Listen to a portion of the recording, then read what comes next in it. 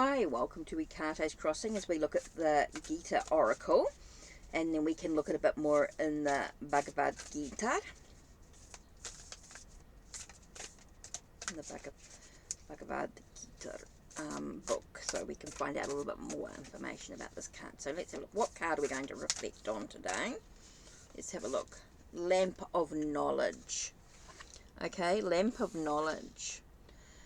To those who are constantly devoted and worship me with love, I give the intelligence by which they can attain me out of compassion for them, dwelling in their hearts. I destroy the darkness of ignorance with the lamp of knowledge. Okay, chapter 10, and it's verses 10 and 11. So let's go into here. Chapter 10. Verses 10 and 11. So here we go. Okay, to those who are constantly devoted to serving me with love, I give the understanding by which they can come to me. So in this verse, the word Buddha Yogam is very significant. We may remember that in the second chapter, the Lord instructing Arjuna said that he had spoken to him of many things and that he would instruct him in the way of Buddha Yoga. Now, Buddha Yoga is explained. Buddha Yoga itself is action in Krishna consciousness.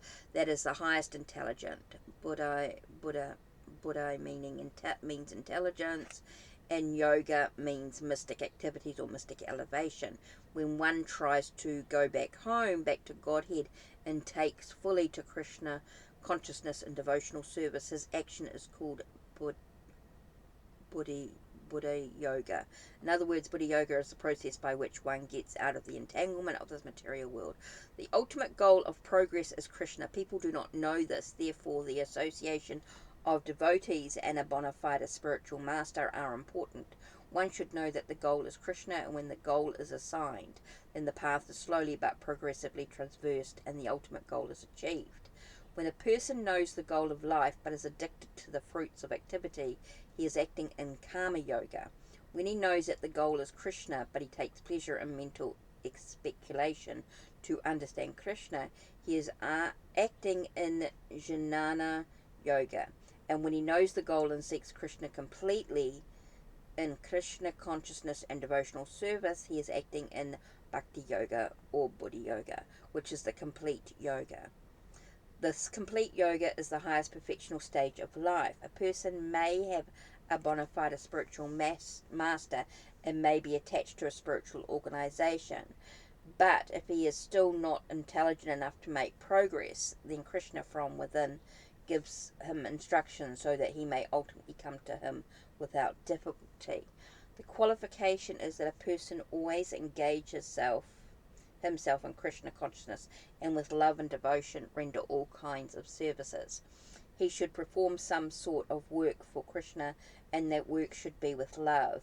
If a devotee is not intelligent enough to make progress on the path of self-realization, but is sincere and devoted to the activities of devotional service, the Lord gives him a chance to make progress and ultimately attain to him. Okay, verse 11 is, to show them special mercy, I, dwelling in the hearts, destroy with the shining lamp of knowledge the darkness born of ignorance.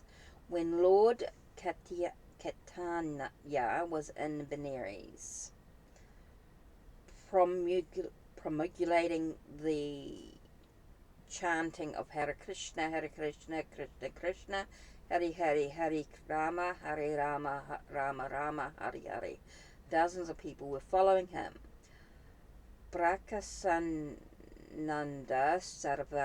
Sarasvati, a very influential and learned scholar in Benares at the time, derided Lord Caitanya for being a sentimentalist. Sometimes Mayavadi philosophers criticize the devotees because they think that most of the devotees are in the darkness of ignorance and are philosophically naive sentimentalists. Actually, that is not the fact.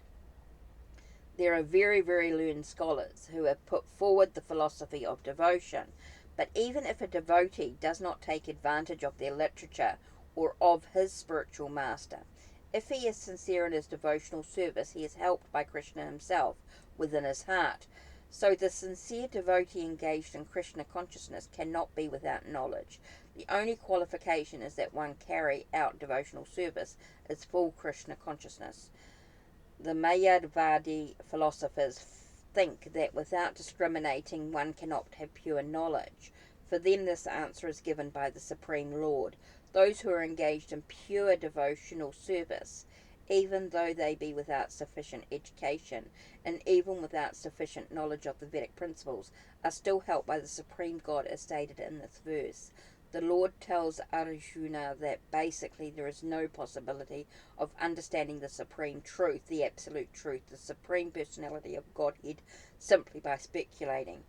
For the Supreme Truth is so great that it is not possible to understand him or to achieve him simply by making a mental effort. A man can go on speculating for several million of years, and if he is not devoted, if he is not a lover of the Supreme Truth, he will never understand Krishna or the Supreme Truth. Only by devotional service is the Supreme Truth Krishna pleased, and by his inconceivable energy he can reveal himself to the heart of the pure devotee. The pure devotee always has Krishna within his heart, and with the presence of Krishna, who is just like the sun, the darkness of ignorance is at once dissipated. This is the special mercy rendered to the pure devotee by Krishna. Due to the contamination of material association through many, many millions of births, one's heart is always covered with the dust of materialism. But when one engages in devotional service and constantly chants Hare Krishna, the dust quickly clears, and one is elevated to the platform of pure knowledge. The ultimate goal, Vishnu, can be attained only by this chant and by devotional service, and not by mental speculation or argument. The pure devotee does not have to worry about the material necessities of life. He need not be anxious, because when he removes the darkness from his heart, everything is provided automatically by the Supreme Lord, who is pleased by the loving devotional service of the devotee. This is the essence of the teachings of the Bhagavad Gita. By studying Bhagavad Gita, one can become a soul completely surrendered to the Supreme Lord and engage himself in pure devotional service. As the Lord takes charge, one becomes completely free from all kinds of materialistic endeavors. Okay. So let's read that again. To those who are constantly devoted and worship me with love, I give the intelligence by which they can attain me. Out of compassion for them, dwelling in their hearts, I destroy the darkness of ignorance with the lamp of knowledge. Okay, that's chapter 10, verses 10 and 11. Lamp of knowledge. Okay. Interesting to think about that, reflect on that. It's about how you choose to devote your prayer, your chanting, your meditation, your sense of yoga practice, everything within you, but having that sense of mindfulness, that devotion to that deity, to God in some way, that universal deity. Your practice makes such a difference.